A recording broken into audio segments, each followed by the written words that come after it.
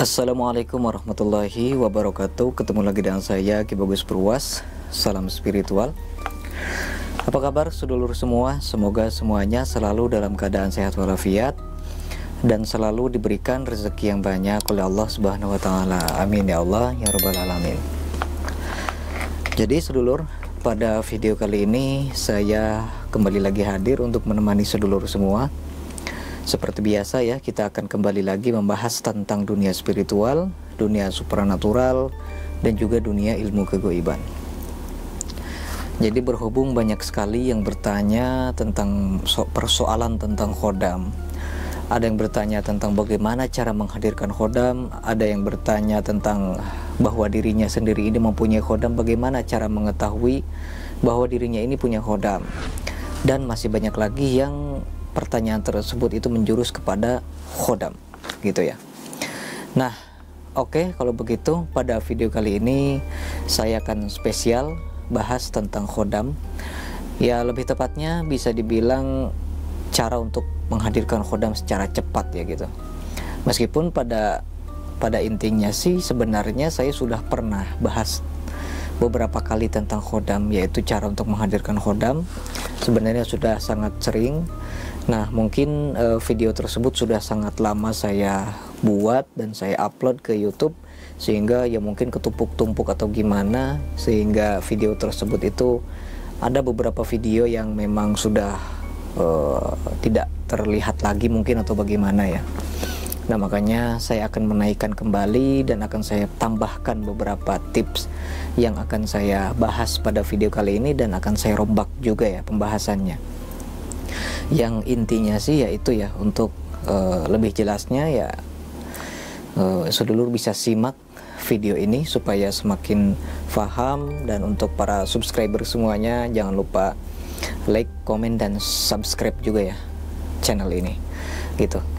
Jadi cara untuk menghadirkan khodam secara cepat itu sedulur, tentu saja ini diperuntukkan bagi sedulur semua yang memang sudah yakin, sudah percaya bahwa sedulur itu mempunyai khodam, gitu ya.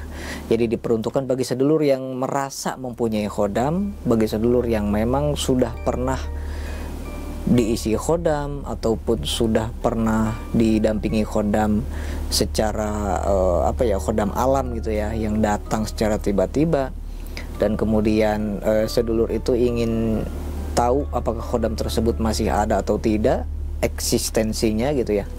Karena biar bagaimanapun juga ya, khodam ya tetap goib gitu kan. Yang namanya khodam tetap tidak terlihat, sehingga kita butuh suatu cara untuk mengetahui bahwa khodam itu masih ada mendampingi kita.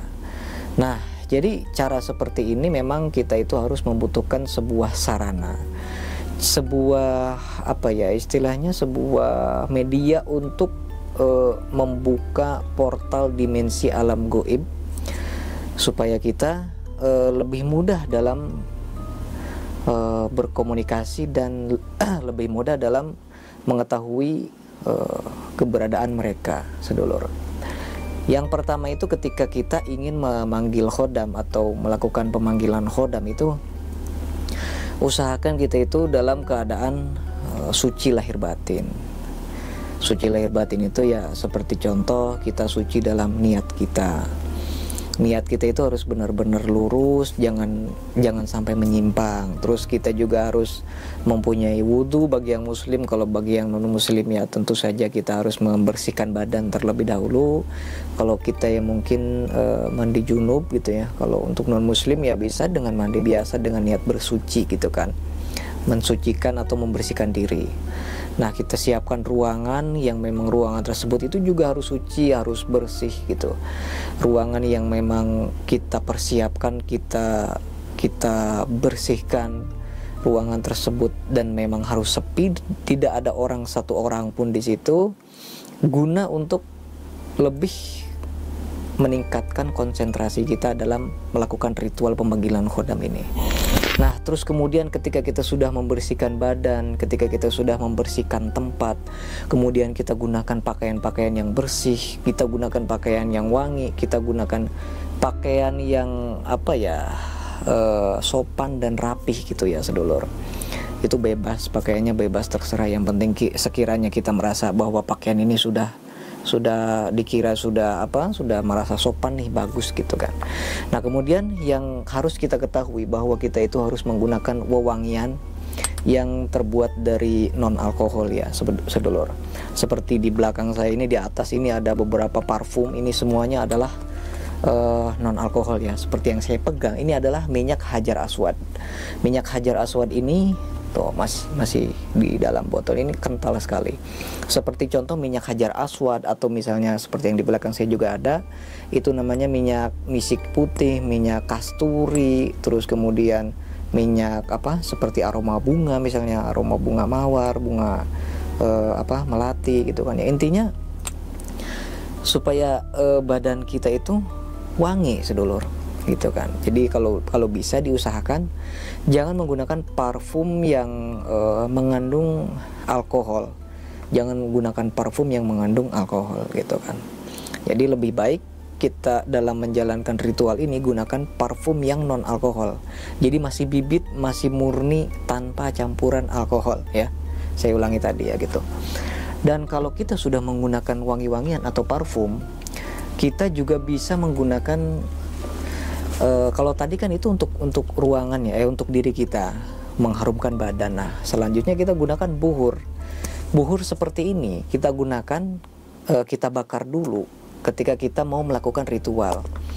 Misalnya ketika kita sudah mengepel, kita sudah membersihkan tempat, kemudian kita bakar wewangian buhur ini sedulur. Nah, buhur ini kalau bagi sedulur yang belum tahu, buhur itu adalah sejenis kayu gaharu yang sudah dibubuk-bubuk menjadi halus. Dan kayu gaharu itu mempunyai aroma yang sangat, masya Allah, sangat wangi sekali ketika dibakar. Nanti sedulur cukup membakar arang, bisa dengan menggunakan arang magic ataupun arang manual. Kalau sedulur misalnya kerepotan nih pakai arang manual, harus potong kayu, harus bakarnya lama, gunakan arang magic yang gampang. Cukup dinyalakan api sebentar, langsung keluar bara api. Kemudian sedulur bisa bakar buhur tersebut ketika sebelum melakukan ritual itu ya. Karena perlu saya jelaskan juga. Jadi sebenarnya buhur ini sangat bermanfaat sekali bagi kita yang seperti contoh ingin melakukan pemanggilan khodam. Karena buhur ini tentu saja disukai para malaikat. Buhur ini sesuatu wewangian yang bisa untuk membuat pikiran, membuat perasaan kita menjadi tenang, perasaan kita menjadi rileks gitu ya. Sehingga kita akan muncul rasa santai gitu kan, rasa lebih hening, lebih rileks dalam melakukan ritual ini. Kan memang butuh hal itu. Kita jangan sampai tergesa-gesa, kita jangan sampai buru-buru, dan jangan sampai ada keraguan juga di dalam hati kita. Nah, ketika kita mencium aroma-aroma yang wangi, mencium tempat yang bersih, tentu saja pikiran kita pun juga akan positif gitu kan. Pikiran kita pun juga akan mengikuti menjadi positif. Dan ketika kita sudah membakar buhur ini ya, kalau sedulur ingin berminat buhur ini, bisa cek aja di toko saya, banyak ya buhur ruhani namanya, buhur ruhani. Jadi nanti sedulur bisa cek sendiri aja di toko saya, di Shopee, Lazada, Tokopedia ada. Parfumnya juga banyak di situ. Nah, kalau sedulur sudah siap dengan media-media tersebut ya, wewangian-wewangian, baru sedulur misalnya nih mau menjalankan sholat dulu, misalnya bagi yang muslim boleh sholat taubat, sholat hajat, beristighfar sebanyak-banyaknya. Karena biar bagaimanapun mungkin ketika kita bangun tidur pagi-paginya itu kita melakukan banyak kesalahan, banyak dosa-dosa. Nah, pada malam harinya itu, tengah malamnya itu, ketika kita ritual, kita mohon ampunan, kita istilahnya ya, supaya tidak ada sesuatu yang menghalangi kita, baik itu energi-energi negatif yang kita bawa pada siang harinya, ataupun hijab-hijab gaib yang menghalangi diri kita, sehingga ketika ritual malah ada yang menutup nih diri kita. Nah, dengan cara beristighfar itu supaya hijab-hijab itu lebur dan menghilang sedulur. Nah, barulah ketika itu kita duduk santai, rileks, hening, kita duduk sambil berdoa. Kalau sedulur misalnya ingin bertawasul, boleh silakan bertawasul dulu. Kalau misalnya tahu nih nama khodamnya, misalnya kiai siapa gitu, seperti kiai khodam naga emas gitu kan, Kiai Nogososro, atau khodam Singobarong, Ki Singobarong atau siapa sedulur khodamnya, panggil namanya, kasih tawasul ila hadrati khususon khodamul ghaib minal badani titik, sebutkan nama khodam kita siapa. Kalau kita tahu ya, kalau kita tahu namanya, kalau kita tahunya hanya bentuknya atau wujudnya, misalnya macan putih, sebutin macan putih, Al-Fatihah. Bisa Al-Fatihah 1 kali, bisa 3 kali, 7 kali, 11 kali, 41 kali, lebih banyak lebih bagus. Nah, kemudian kita istilahnya di dalam hati, ketika kita sudah melakukan tawasul, kemudian kita panggil di dalam hati kita, wahai khodam titik, itu ya tadi, yang dimaksud titik itu sebutkan sedulur, maksudnya nama khodamnya atau wujud khodamnya.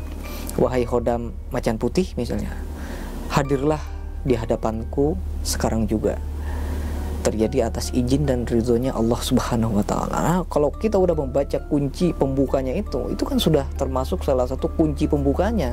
Kalau kita sudah niat di dalam hati seperti itu, dengan niat hati yang bersih seperti itu, maka tidak lama kemudian yaitu si khodam ini sudah mendengar apa yang kita ucapkan, meskipun kita ucapkan di dalam hati ya.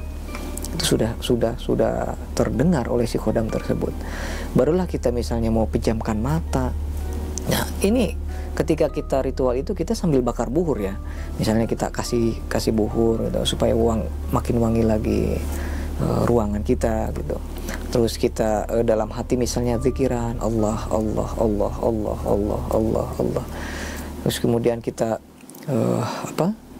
buang semua pikiran-pikiran kita, beban-beban pikiran yang menumpuk di kepala kita buang dulu semuanya.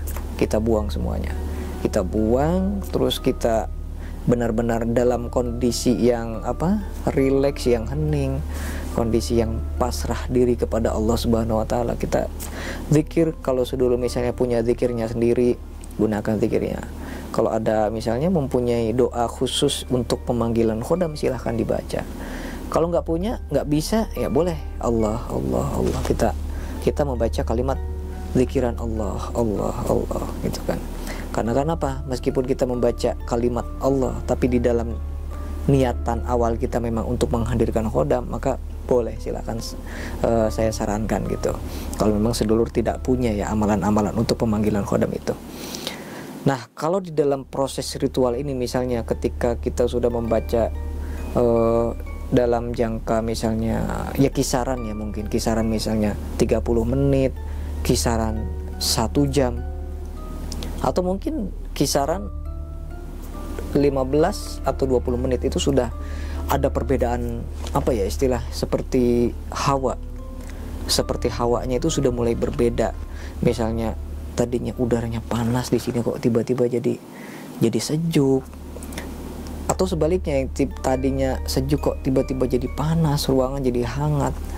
Yang tadinya suasana kayak ramai tapi kok malah jadi hening, bener-bener nggak ada suara sedikit pun. Nah, itu berarti kita sudah memasuki dimensi yang berbeda, saudara. Batin kita itu sudah berbeda dimensi sebenarnya. Nah, makanya kita dalam hal ini kita harus benar-benar konsentrasi. Kita jangan sampai memikirkan hal-hal yang tidak penting gitu ya. Apalagi rasa takut itu harus dibuang benar-benar. Biasanya itu dalam proses ini memang kita itu akan didatangi oleh sosok khodam yang kita panggil tersebut biasanya. Toh itu nanti khodamnya itu akan mengucapkan assalamualaikum wahai makhluk Allah gitu kan. Kita boleh jawab waalaikumsalam. Nah, boleh nanti kita misalnya mau ngobrol gitu kan, mau istilahnya mau bertanya, saling berkomunikasi. Biasanya ketika kita berkomunikasi sama khodam itu kita bisa membuka mata kita bisa membuka ngobrol. Atau ada juga kadang-kadang yang ketika mereka itu melakukan ritual, kadang ada yang berkomunikasinya itu lewat batin. Jadi nggak ada wujud, nggak terlihat, tapi ada yang bersuara di dalam batin kita. Nah, makanya kita berkomunikasinya itu lewat batin. Itu nggak masalah. Kenapa kok bisa seperti itu? Kok ketika mata dibuka kok nggak kelihatan, tapi ada suara di batin gitu. Bukan di telinga ya, di batin. Di dalam batin kita itu ada suara yang berkomunikasi dengan kita. Karena ketika kita membuka nanti mental kita belum siap, sehingga si khodam itu memilih jalan yang lebih aman gitu, berkomunikasi lewat batin. Nah, itu juga sama, cara berkomunikasi dengan khodam sama gitu, jadi tidak ada salahnya. Nah, kalau kita sudah selesai berkomunikasi, maka kita ucapkan salam, dan kemudian kita boleh misalnya menyudahi acara atau ritual tersebut ya. Kalau kita misalnya kurang yakin, boleh nanti besok kita ulangi lagi cara tersebut. Terus masih belum yakin lagi, boleh diulangi lagi caranya di besoknya lagi. Cuma kalau lebih bagus dijalankan itu tepat jam 12 malam kalau bisa. Ya bolehlah nanti sholatnya bertawasulnya itu dimulai jam setengah 12, terus nanti pas ritual berlangsungnya itu tepat jam 12 gitu kan. Ini silakan saya berikan cara seperti ini untuk sedulur semua, karena ini adalah cara yang paling simpel, cara yang paling mudah, cara yang paling bisa digunakan oleh semua kalangan gitu. Karena sebenarnya ada beberapa cara yang sulit juga sedulur. Menurut saya ini adalah cara yang paling praktis, tapi banyak juga yang sudah berhasil dalam melakukan ritual yang sebenarnya terbilang sangat simpel ini ya. Cuman yang saya sarankan itu tadi ya, yang dua cara tadi. Yang pertama gunakan parfum non alkohol, dan kemudian yang kedua itu gunakan buhur gaharu. Buhur gaharu yang saya sebutkan tadi ya sedulur. Buhur itu menurut saya itu adalah sebuah sarana yang wajib ada sedulur gitu. Nah, kalau soal amalannya, amalan asma yang dibacanya ketika ritual berlangsung itu bebas. Kalau nggak punya amalannya gimana, jangan cari di Google, jangan cari di mana-mana. Bisa gunakan Allah seperti itu sedulur. Nah, boleh nanti kita meminta perlindungan kepada Allah ketika menjalankan ritual ini, supaya diberikan keselamatan, kelancaran, dan tidak terjadi hal-hal yang tidak kita inginkan. Insya Allah akan dijaga begitu. Dan kenapa saya menyarankan hanya menyebut nama Allah. Kenapa enggak hu Allah, atau yahu Allah, atau mantra gitu kan? Karena ketika kita membaca suatu mantra itu akan ada beberapa khodam yang hadir juga, yang ikut campur sedulur. Karena kan kalimat Allah itu ya kalimat yang satu gitu kan, nggak ada makhluk lain yang akan mendekati kecuali sesuatu yang kita niatkan. Nah, jadi seperti itu ya sedulur. Tapi kecuali kalau misalnya sedulur punya asma atau punya mantra sendiri, boleh, silahkan bebas gitu kan. Nah, mungkin pembahasan pada video kali ini cukup sekian dulu. Nanti apabila sedulur ada yang tidak paham, ada yang tidak dimengerti, boleh di komen aja sebanyak-banyaknya. Tapi disarankan komen yang sopan, di komentar yang saling bersilaturahmi lewat komentar. Nanti akan saya jawab komentar-komentar dari seluruh apa yang dirasakan, fenomena apa yang dialami ketika menjalankan ritual ini. Dan apabila komentar-komentarnya bagus, maka akan saya jawab lagi juga lewat video seperti ini. Nah, mungkin cukup sekian video kita pada video kali ini. Semoga bermanfaat buat semuanya. Saya Ki Bagus Burbas. Assalamualaikum warahmatullahi wabarakatuh.